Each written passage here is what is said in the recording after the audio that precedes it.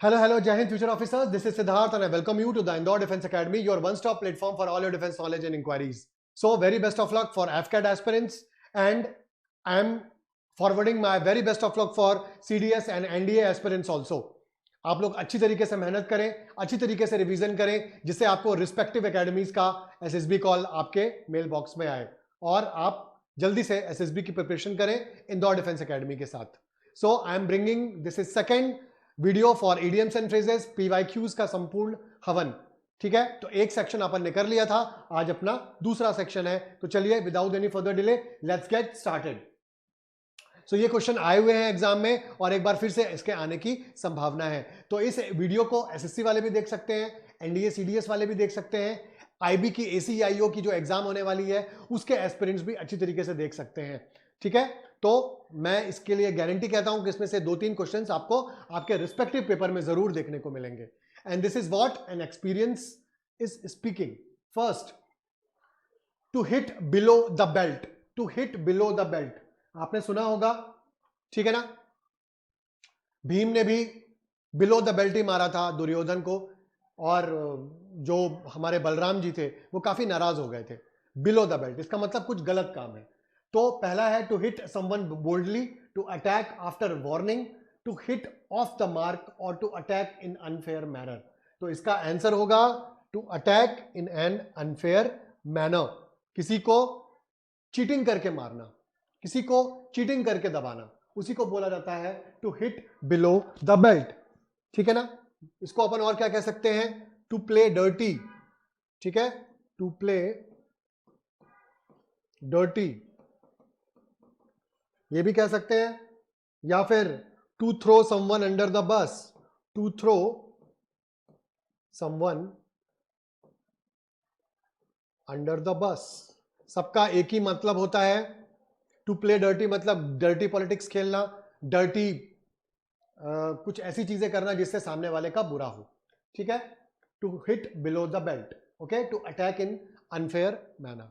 Okay, चलो आगे बढ़ते हैं. To meet one's Waterloo. ठीक है ना, वाटरलू. वाटरलू याद होगा आपको, जिसमें से नेपोलियन बोनापार्टे ने किस पे आक्रमण किया था 1635 में, रशियन फोर्सेस को, और वहां पे जाकर के उनकी हार हुई थी. जो उनका वर्ल्ड एक्सपेडिशन था, जो वो दुनिया जीतने निकले थे, वो उस वाटरलू के वॉर के साथ ही खत्म हो गया था. ठीक है ना. टू मीट वंस वाटरलू मतलब डिफीट. वाटरलू का मतलब क्या होता है, defeat. To make a foolish choice, to experience defeat, to meet a friend और टू विन अ मैच. तो it is very easy to experience a defeat. To experience the defeat मतलब to bite the dust. To bite the dust का मतलब भी क्या होता है, हार जाना, बर्बाद हो जाना. और क्या होता है, हमारे एविएटर्स की लैंग्वेज में कहते हैं क्रैश एंड बर्न. क्या कहते हैं, crash and burn. Very easy. चलिए आगे बढ़ते हैं. Okay, to have an axe to grind. Grind कर रहे हैं, एक्स मतलब कुल्हाड़ी. ठीक है, to have an axe to grind बहुत इजी है. To have an indomitable task to accomplish, to have an access to top level of authority, to have adequate means of subsistence, to have a selfish motive in doing something. ठीक है ना. अब ये x भी आ रहा है, ये grind भी कर रहा है, इसका मतलब कोई सेल्फिश मोटिव है जिसको पूरा किया जाना है. ठीक है ना. आपके पास एक्स है और आपको एक्स मिली है किसके लिए, ग्राइंड करने के लिए. इसका मतलब आपका कोई ना कोई ऐसा सेल्फिश मोटिव है जो आप पूरा करना चाहते हैं. तो इसका मतलब क्या होगा, to have an selfish motive in doing something. ठीक है. इसका एक और है, to feather one's own nest. ठीक है, ये पिछले वाले पार्ट में अपन ने किया था, to feathers one's own nest. अपने ही लोगों का काम करना, अपने सेल्फिश मोटिव्स को पूरा करना, पैसे कमाना अनफेयर मींस के साथ, अपना घर भरना. ठीक है, जो आपने ईडी की रेट देखी होगी, इनकम टैक्स की रेट देखी होगी, तो वो सब यही लोग होते हैं. They have axe to grind मतलब उनके कुछ सेल्फिश मोटिव्स होते हैं. ठीक है, चलिए. To show the white feather means, white feather सफेद, सफेद का वैसे तो मतलब होता है कि सरेंडर कर देना, लेकिन यहां पे अलग है। To show white feather, to display bravery, ये तो हो नहीं सकता। To act cowardly, to surrender और to reveals one true nature. तो इसका मतलब क्या होता है? टू एक्ट कावर्डली, इसका मतलब आप भीरू हो, आप डरपोक हो, आपने कावर्डनेस दिखाई। इसका और क्या होता है? इसका होता है कोल्ड फीट, या फिर चिकन नेक आउट। ठीक है, तो इसका आंसर क्या होगा? टू एक्ट कावर्डली, मतलब आप डर गए, डर के कारण आप बाहर नहीं निकले। ठीक है, चलिए। To have a finger in every pie, आपकी उंगली हर एक मिठाई की तरफ जा रही है। ठीक है, इसका मतलब आपने एक साथ कई सारे काम ले रखे हैं, एक साथ कई सारी एक्टिविटीज में आप इन्वॉल्व हैं। To be greedy for the food, ये तो होगा नहीं। To be involve in many activities और areas, to interfere in people's affairs और to be skilled at cooking. ठीक है, तो इसका क्या होगा? To be involve in many activities at the same time. ठीक है ना, कई सारी एक्टिविटीज में पार्टिसिपेट करना और किसी भी एक्टिविटीज में आपको रिजल्ट ना मिलना। ठीक है ना, इसको और क्या कहते हैं? Wearing many hats, wear many hats. और क्या होता है? Master of none, master of none. ठीक है, तो आपकी जो फिंगर है वो हर एक मिठाई की तरफ जा रही है, इसका मतलब आप कई सारी चीजों में इन्वॉल्व हो, और वहां पे सक्सेस आएगी कि नहीं आएगी, दिस इज नॉट नेसेसरी और दिस इज नॉट डिसाइसिव।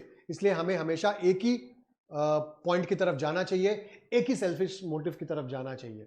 ठीक है ना, और वो चीज है आपका लक्ष्य, आपका एम। ओके, चलिए आगे बढ़ते हैं। To let the grass grow under one's feet, grass कहां उग रही है? किसी के पांव के नीचे।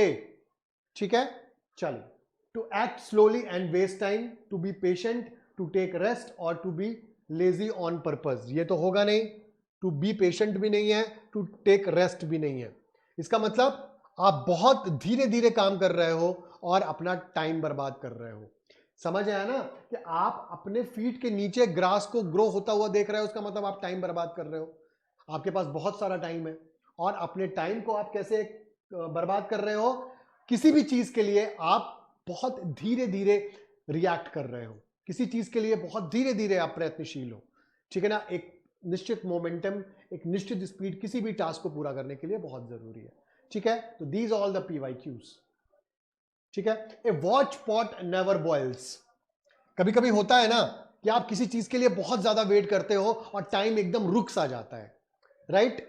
आप देखते रहते हो कि थोड़ा सा घड़ी घड़ी आगे बढ़े और जल्दी से कोई पीरियड खत्म हो, या फिर जल्दी से हमारा रिजल्ट आए, या फिर जल्दी से we are getting the SSB call, right? तो ये इसका मतलब होता है कि हम जब बहुत ज्यादा डेस्परेटली किसी चीज को पाने की कोशिश करते हैं तो वहां पे क्या हो जाता है? टाइम बहुत देर से पास ऑन होता है। ठीक है ना, तो इसका होगा डेस्परेट एंटीसिपेशन। डेस्परेट मतलब बहुत जल्दी जल्दी किसी चीज के लिए आतुर हो जाना, किसी चीज के लिए आप एकदम आपका पेशेंस रन आउट हो रहा हो। ठीक है ना, एंटीसिपेशन मतलब उम्मीद। ठीक है ना, तो आपके अंदर बहुत ज्यादा डेस्परेशन के साथ उम्मीद है, लेकिन टाइम बहुत धीरे धीरे चल रहा है। ठीक है, चल। Look at your laurels, laurels मतलब प्राइजेस, अचीवमेंट्स, तो अपने लॉरेल्स को देखना। To make an extra effort to secure one position, to look suitable for a particular situation, to guards one's trophies, to praise one self. ठीक है, तो इसका answer होगा to make an extra effort to secure one position. अपनी position को secure करने के लिए you have to make many kind of an extra efforts. तो अपने लॉरल्स को देखने का मतलब होता है कि अपनी अचीवमेंट्स को याद करो कि you can actually do it. In the mean time Jamwant ji ने हनुमान जी से क्या कहा कि लुक एट योर लॉरल्स, आप पास्ट में ये थे, आप भूल चुके हो। Get your own identity, I am telling you, you can do the impossible task. और फिर हनुमान जी जय श्री राम बोल करके लंका की ओर चले गए।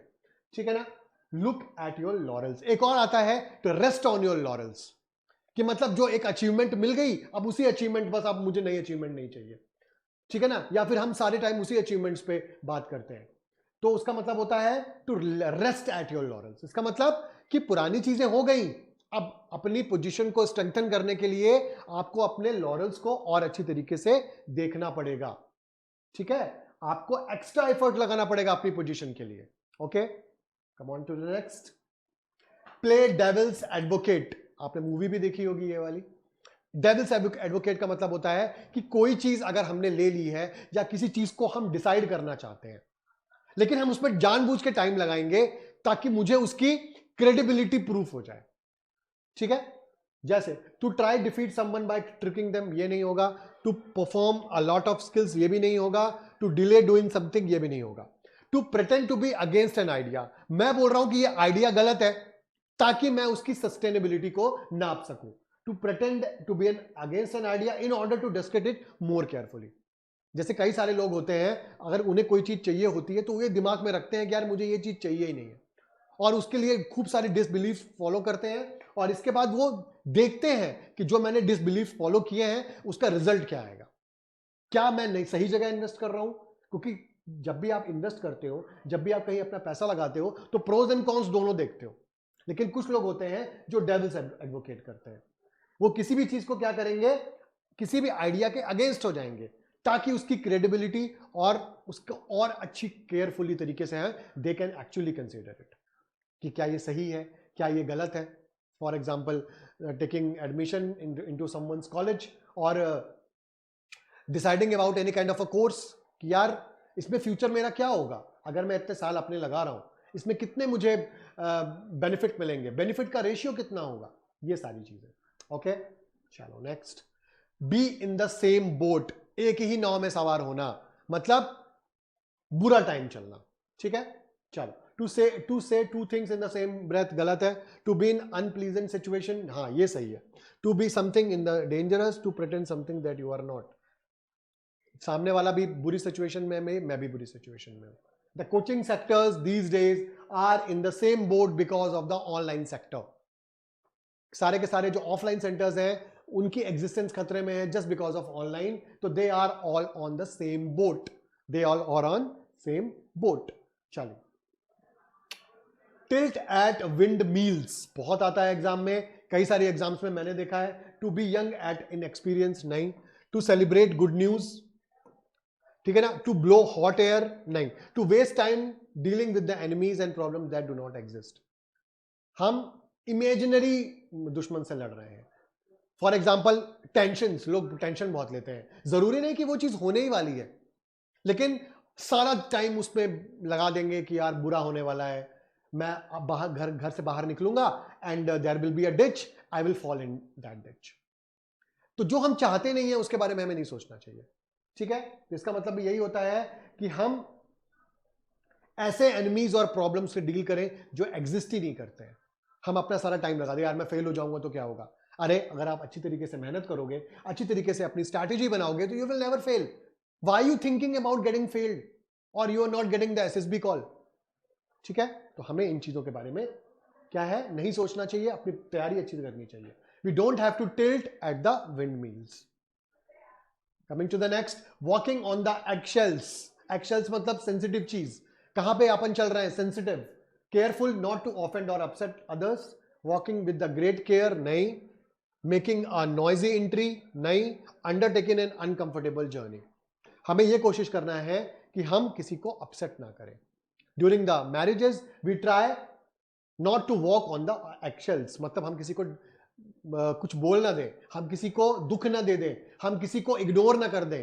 जैसे फुफाज होते हैं, बहुत सारे लोग होते हैं छोटी छोटी बातों पे नाराज हो जाते हैं। तो वॉकिंग ऑन द एक्शेल्स, इसका मतलब क्या है, हम किसी को ऑफेंड ना करें, हम किसी को अपसेट ना करें, that is okay. Coming to the next, and this is very important also, feather your own nest. मैंने अभी अभी बताया, ठीक है, मैंने अभी अभी बताया। इसका मतलब है to make money on self और डूइंग डिसऑनेस्ट मीन्स, हमें अपने सेल्फिश मोटिव्स को पूरा करना, हमें इस तरीके से पैसे बनाना है बिना ईमानदारी के, डिसऑनेस्टी में, फ्रॉड करके, चीट करके, ट्रिक्स लगा करके। ठीक है ना, हम अपना घर भरते हैं किस तरीके से, डिसऑनेस्ट मीन, ठीक है। नाइदर फिश नॉर फॉल, ठीक है, बहुत इंपॉर्टेंट है। डिफिकल्ट टू डिस्क्राइब और क्लासिफाई, नाइदर दिस और that, strict rules and regulation, feeling awkward because of unfamiliarity. बताइए इसका answer. Neither fish nor fall,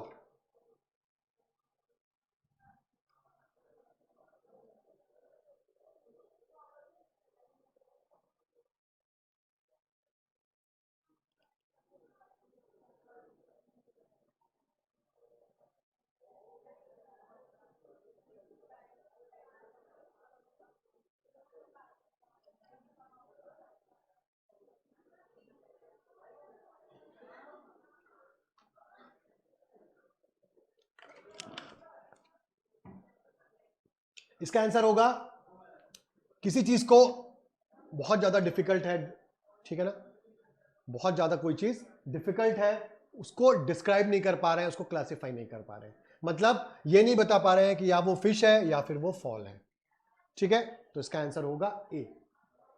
आगे बढ़ते हैं, एलिफेंट इन द रूम।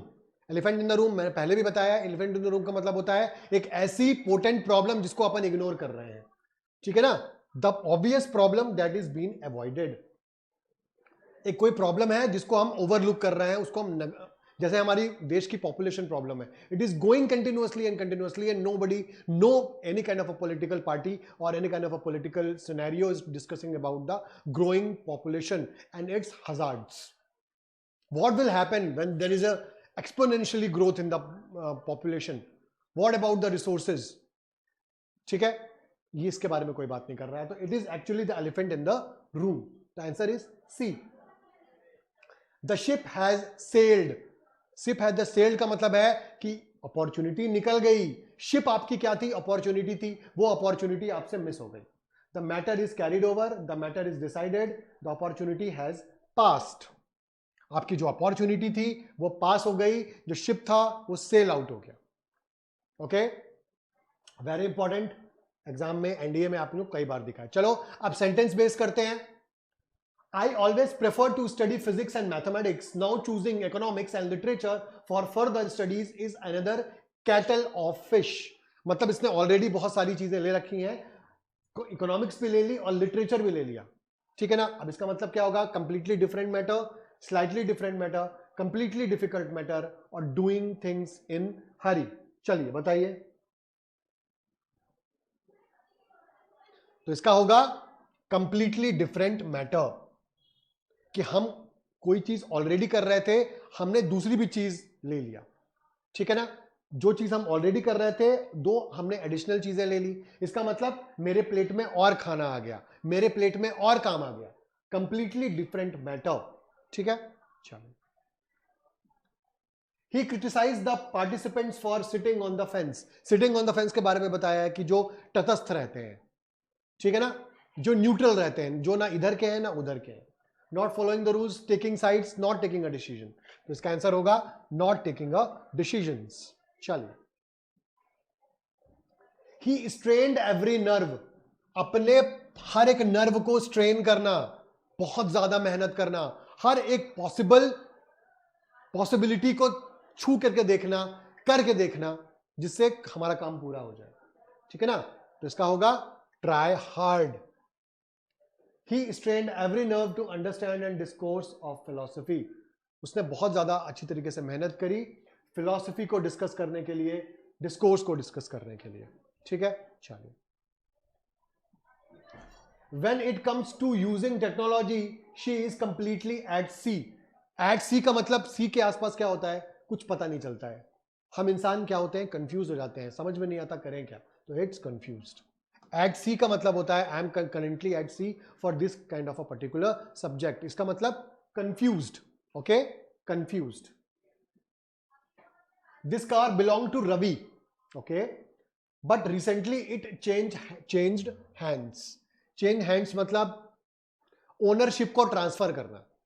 मेरे पास अभी ओनरशिप थी, अब मैंने अपने हाथ चेंज कर लिया, मतलब उस गाड़ी की ओनरशिप या उस प्रॉपर्टी की ओनरशिप दूसरे के पास चली गई। इसका मतलब चेंज ऑफ ओनरशिप, ठीक है ना। पहले वो रवि की थी, लेकिन अभी उसका मास्टर कोई और हो गया है. It had changed its hands. He turned down the new assignment. He felt that he already had too many irons in fire, too much of food in the plate. ठीक है? Having involvement in illegal activities, having problems in completing tasks, having financial hurdles, having multiple tasks to complete. तो इसका होगा answer D. बहुत सारे task हैं complete करने के लिए. Okay, how there are a lot of a task to complete. चलो, something should be done to stop the brain drain. Brain drain, this is a very hazardous and very dangerous for our India, and right now brain drain is going to be opposite these days because of a Narendra Modi regime. People are coming back to the country. तो brain drain का मतलब होता है कि कुछ ऐसे professionals जो पैसे के लिए अपने देश को छोड़ करके दूसरे देश में जाकर के जॉब करने लगे. This is called brain drain. Drain मतलब ले जाना, ब्रेन को ले जाना. ठीक है ना? तो for movement of the professionals to another country for higher studies, no. movement of professionals to another country for better prospect. ठीक है, तो इसका आंसर क्या होगा? दिस. प्रोस्पेक्ट के लिए, ज्यादा पैसों के लिए. हमारे अर्ली नासा साइंटिस्ट, जो हमारे इसरो के साइंटिस्ट थे, उनको अलग अलग स्पेस एजेंसी से बहुत सारे ऑफर्स आते थे, लेकिन वो नहीं जाते थे. ठीक है, कई सारे ऐसे लोग हैं, कुछ लोग गए, कुछ लोग नहीं गए. जिनके लिए पैसा इंपॉर्टेंट था वो चले गए, जिनके लिए देश इंपॉर्टेंट था वो रुक गए. और हमारे लिए क्या है? देश इंपॉर्टेंट है. ठीक है, हमारा देश जिंदाबाद है. Barking up the wrong tree, एक गलत ट्री को बार्क करना है ना, बॉदर करना. Shouting in a forest without a purpose, making progress in the right direction, missing the main point और target, behaving like a dog in the public place. चलिए बताइए इसका.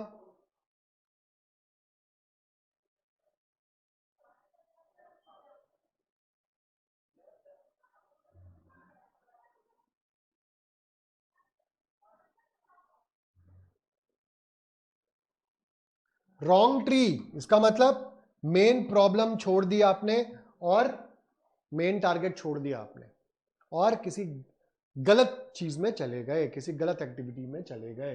ठीक है, चलिए. A penny for your thoughts, a penny for your thoughts. चलिए बताइए इसका. Offering you a monetary reward for your ideas, asking to be a compensate for your mental labour, expressing curiosity about your current thoughts.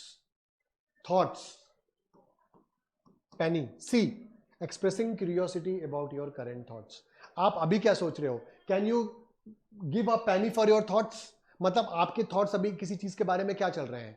Can you give a thought? Thought का मतलब यहां पे penny से है. तो आपके करंट थॉट्स के बारे में जब क्यूरियोसिटी जचती है उसको बोलते हैं. ठीक है, चलिए. Sell someone down in the river. ठीक है ना, किसी को धोखा देना. ठीक है ना, चलो. Offer someone a discount board right, no. Betray someone's personal gain, किसी को बिट्रे करना, किसी को धोखा देना अपने पर्सनल गेन के लिए, अपने सेल्फिशनेस के लिए.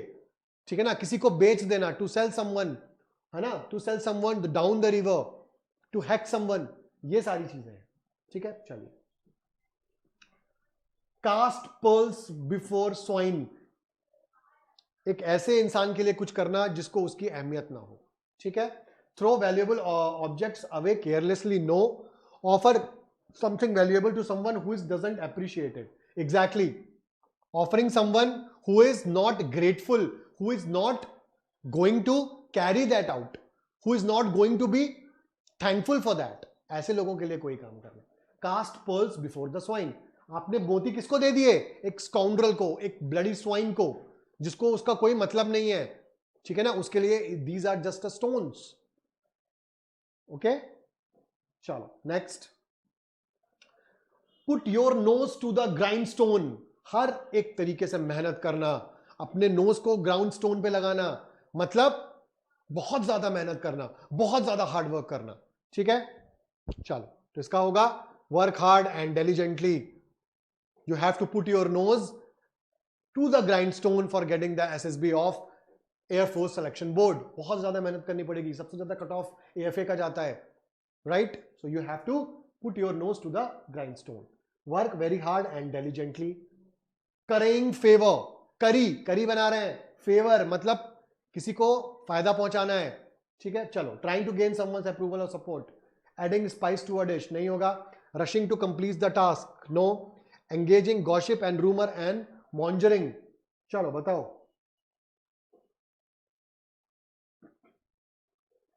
जैसा कि मैंने बताया, किसी का सपोर्ट लेने की कोशिश करना, करिंग द फेवर, ठीक है ना। सामने वाले का फेवर पूछो और उसके लिए करी बनाओ, मतलब सामने वाले का हमको सपोर्ट चाहिए, सामने वाले की हमको हेल्प चाहिए, असिस्टेंस चाहिए, कोलैबोरेशन चाहिए। हॉब्सन चॉइस, थॉमस हॉब्सन एक लकड़हारा था, बाद में उसने स्तबल खोल लिया, तो वो अपने ग्राहकों को मजबूर करता था कि या फिर घोड़ा लेकर जाओ, कोई ना कोई घोड़ा वो उनको दे ही देता था, बिना घोड़ा लिए वो खाली हाथ नहीं जाने देता था, ठीक है। इसका मतलब आपके पास कोई चॉइस नहीं है, नो चॉइस एट ऑल। अगर आप वहां आ गए हो तो आपको खरीदारी करनी ही पड़ेगी, ठीक है। No choice at all, you have to make the purchase, okay, no choice at all. Hobson, ठीक है ना, फ्रांस का एक लकड़हारा था और एक स्टबल मेकर भी था, ठीक है ना। वो बहुत ही कट्टर बिजनेसमैन था, राइट। वो कुछ ना कुछ अपने ग्राहकों को जरूर देता था, ठीक है, उनके पास कोई चॉइस नहीं रहती थी। To throw a wrench in the works, very important, आ चुका है सीडीएस में। चलिए बताइए, to throw a wrench in the works, to offer helpful advice that improve the situation, नहीं। To create a sudden and unexpected problem. अब देखो, आपका काम चल रहा था, आपने क्या फेंक दिया, एक वेंच, तो आपका काम रुक गया, इसका मतलब to create a sudden and unexpected problem to the something, ठीक है, ओके। चलो, तो इसका आंसर होगा B. To take a rain check, rain check मतलब आपने कोई चीज खरीदी और उसकी ड्यूरेबिलिटी चेक कर रहे हो आप। To postpone an event due to the bad weather, no. To accept an offer but with the option to decline it later, ठीक है ना। देखता हूं, मैं ट्राई करके देखता हूं, सही जाएगी तो लूंगा।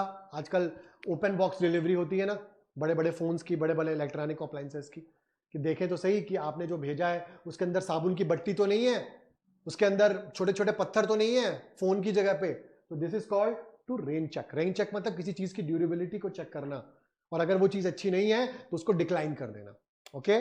चलो, to bite the bullet, to bite the bullet बहुत बार अपन ने पढ़ चुके हैं, बुलेट को बाइट करना, इसका मतलब to speak your mind even it's uncomfortable, no. To eat something unpleasant but necessary, to accept an unpleasant और डिफिकल्ट टास्क, और to spend a lot of money on something. चलिए बताइए इसका। बाइट द बुलेट, बुलेट का मतलब गोली, bite लोहे के चने चबाना, इसका मतलब बहुत ही ज्यादा डिफिकल्ट टास्क को या फिर अनप्लीजेंट टास्क को एक्सेप्ट करना, वेरी इंपॉर्टेंट, बहुत बार एग्जाम में देखा गया है, ठीक है। चलिए, तो चलिए आज का इडियम एंड फ्रेजेस कंप्लीट होता है। मैं कल एक और इडियम्स एंड फ्रेजेस का एक लास्ट सेशन लेकर के आऊंगा, इसके बाद अपन सिनोनिम एंटोनिम्स की तरफ मूव करेंगे। प्लीज आप लोग अच्छी तरीके से रिवीजन करिए, खूब सारे मॉक्स लगाइए और अपने स्कोर को कंसोलिडेट कीजिए, so that you can get your academies SSB call, and in the banking and SSC exams also you can ace your examination with the help of these idioms and phrases. Till then, stay healthy, stay fresh, and Jai Hind.